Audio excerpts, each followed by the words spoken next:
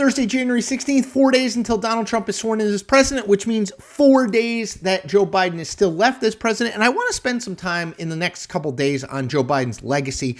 And today, specifically, I want to talk about Jill Biden, his spouse. So I haven't talked all that much about her, but she obviously plays an integral role in Joe Biden's life, and I think it's worth having that conversation. So the Washington Post did an exit interview with Jill Biden and wrote a big story about it.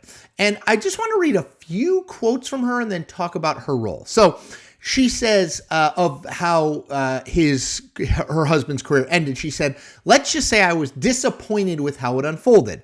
The reporter asks why, and Jill Biden says, "I don't know. I learned a lot about human nature." She then adds, "I think that's all I'm going to say." Now, that is in fact not all she is going to say, because she comes back a few minutes later to talk about Nancy Pelosi, who was the person, along with Barack Obama, who probably pushed Joe Biden out of the race the hardest after his June 27th debate debacle. Okay, so of Nancy Pelosi, Joe Biden says, "We were friends for 50 years. It was disappointing." Now, at one level, I get this, okay?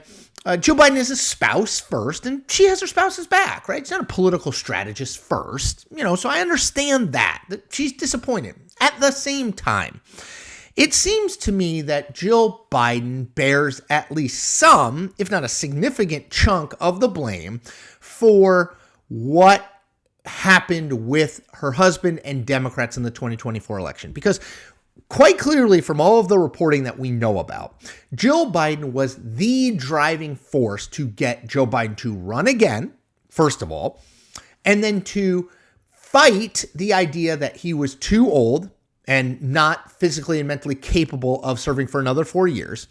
And then even after that June 27th debate, to insist that it was a brief blip, he was totally fine, and anyone trying to push him out was disloyal. So I really do think that Jill Biden's role has not gotten enough attention, scrutiny, and candidly blame. I don't think that without her, I don't think Joe Biden probably runs again. But she felt like he should. For a variety of reasons, some of which I think were altruistic. She thought he could beat Donald Trump, et cetera, et cetera. But I do think she let her personal judgment get in the way when we are talking about a president of the United States. It is extremely hard for me to believe that Jill Biden, Joe Biden's spouse, never saw her husband in a state of confusion or a fog like we saw him display during the June 27th debate. She's with him virtually every day. And so given that, it seems irresponsible to say, yes, he's fine, and to try to shame the people who said, maybe he's not fine, in the Democratic Party, in the media, and elsewhere. So I do think it is worth spending a little time thinking on Jill Biden's role and the blame I think she deserves. Not all of it, not the lion's share of it. She wasn't the candidate. But the blame she does deserve for putting her husband in that position. He obviously deserves more blame. He's the decider. He could say, I'm not going to run again. But I think she has a huge amount of influence on him. So for putting him or helping put him in that position and then not getting out of the race soon enough, and then I think not really totally reconciling with the fact that